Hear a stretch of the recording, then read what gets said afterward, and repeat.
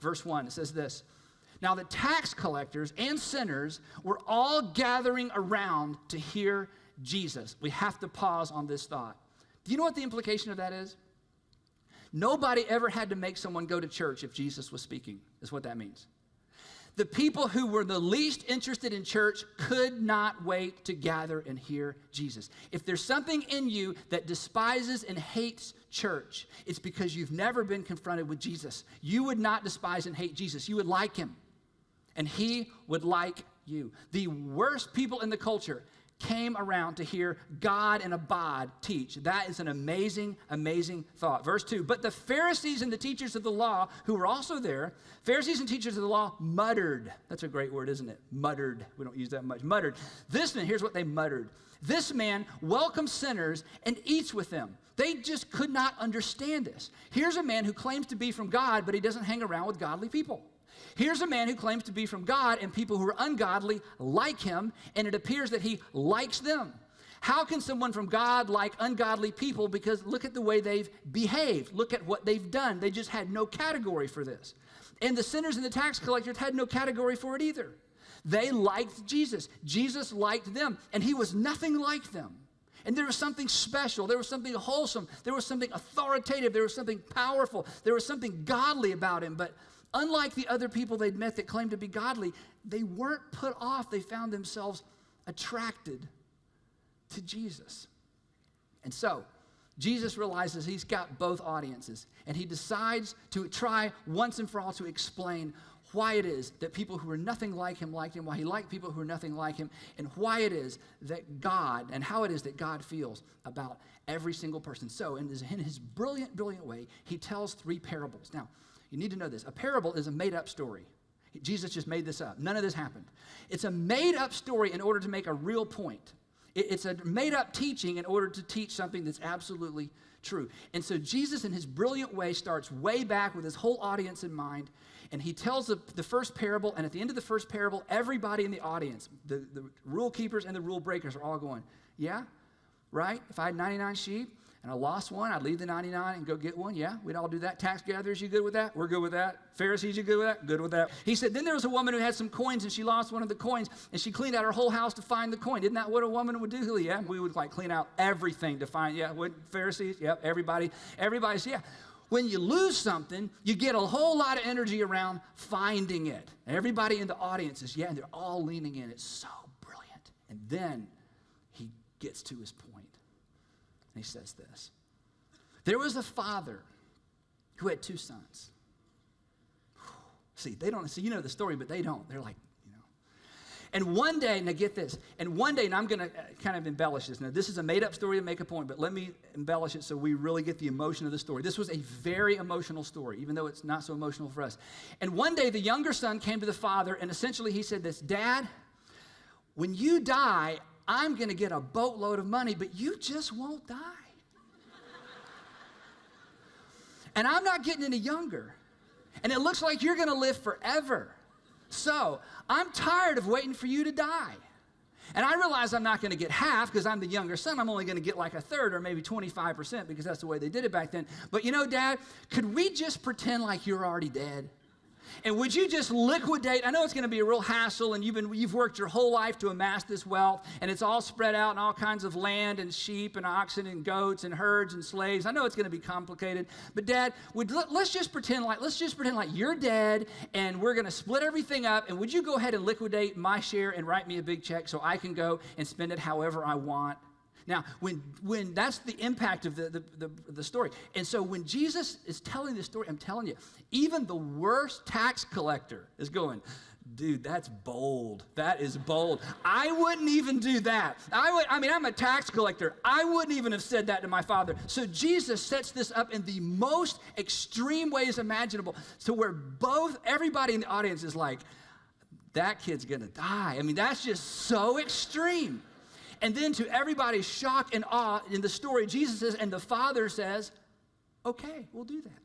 And so however much time it took, and it would have been very complicated to liquidate everything and to create assets that this son could actually walk away in an agricultural society with, he takes his share of the fortune and of the inheritance, and he leaves. He didn't even stay. He leaves, and he goes to a faraway land, and he moves into a big city, as we imagine, and buys a condo and a couple of cool cars, and next thing you know, he's got roommates and friends and girlfriends, and we just imagine how all that whole thing went. We don't know really because Jesus doesn't elaborate. But he took everything, and he spent it. Now, in Jesus' audience, everybody's like, that's just so, this could not be worse. This is a worst case father-son scenario. You couldn't even add anything to this to make it have any more negative emotion. It's that big a deal. And then, as you know, Jesus, as he goes on, he says, and eventually he spent all his money, all his dad's money. And then eventually he had to get a job. And then eventually there was a famine, and he lost that job. And then he was hungry, and his friends left him, and they came and repossessed his cars, and he had to move out of his condo, and things are bad. And it ends up that his only job he could find was feeding, now put your Jewish hat on for just a second, feeding pigs. And everybody in Jesus' audience went, what? Oh, feeding pigs. Now, the Pharisees are like, yeah, that's right, serves him right. That's exactly where he needs to be. And the tax collectors and other guys are like, oh, I know he's bad, but anyway. So again, this is such an emotional story. Now, the the scribes and Pharisees and teachers of the law, they sort of expected maybe the story to end, except somehow this is going to trail back around to those other two stories that was about something lost and being found. But no, surely this isn't about being lost and found. This guy just needs to stay lost. Look at what he did to his father. That's how they thought. And then Jesus says, one day the boy began coming to his senses. And here's where we're going to pick up with the story. If you have your Bibles, Luke chapter 15, drop down to verse 17. When he came to his senses, he said, how many of my father's hired servants have food to spare? And here I am starving to death. He's starving. And he realizes, you know what? My father treats his servants better than my boss is treating me. Maybe I can get a job. I will set out and I will go back to my father and I will say to him, pause. And now he begins writing a speech because he knows he can't just go prancing back home and go, hey, I'm back, right? So he prepares a speech because he's expecting his father to respond like he would respond if he was his father. He's expecting his dad to be mad.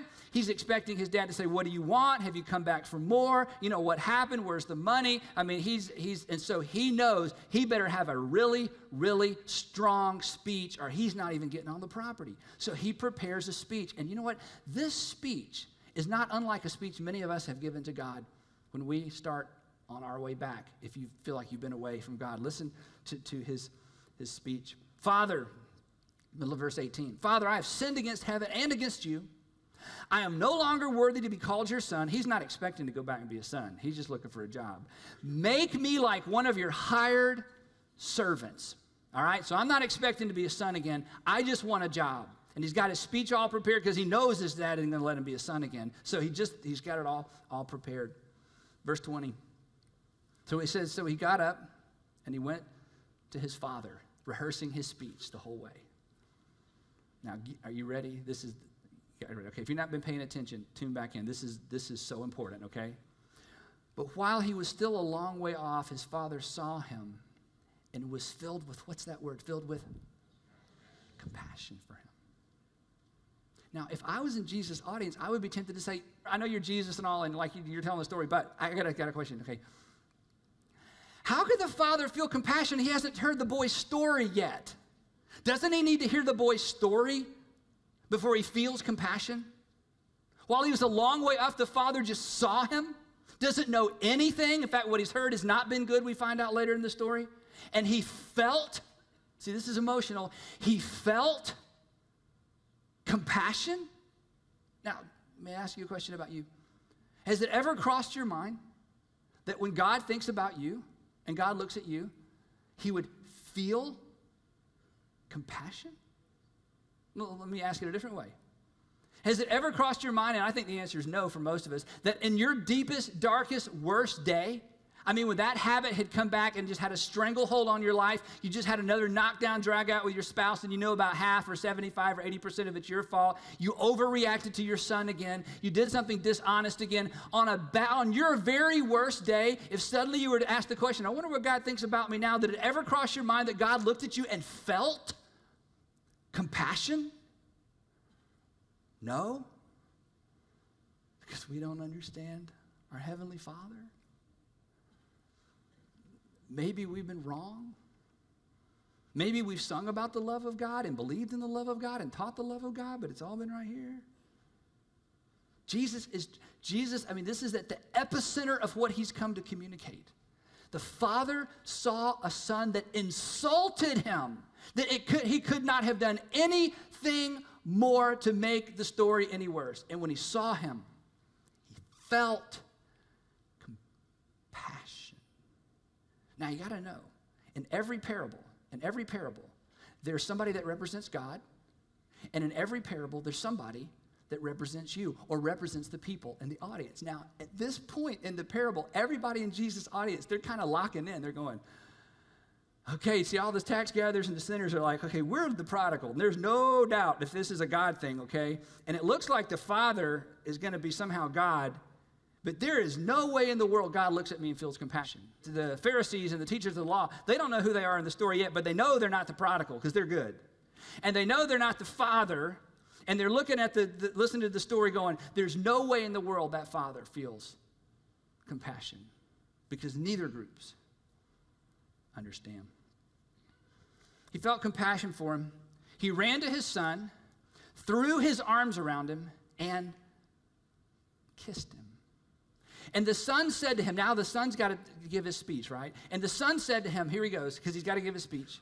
Father, I have sinned against heaven and against you. I am no longer worthy to be called your son. But you got to get the picture. The father runs to him. He's hugging this boy. And while he's hugging and slobbering all over him, the son's going, Father, Dad, I got a speech, okay? You're not letting me give my speech. This is way out of order. First, you got to hear my speech. Then you got to decide if I need to go through rehab. Then you got to give me some time. Then you got to see what I'm here for. Am I here for alone, Dad? You haven't heard anything I have to say, just this big old bear hug.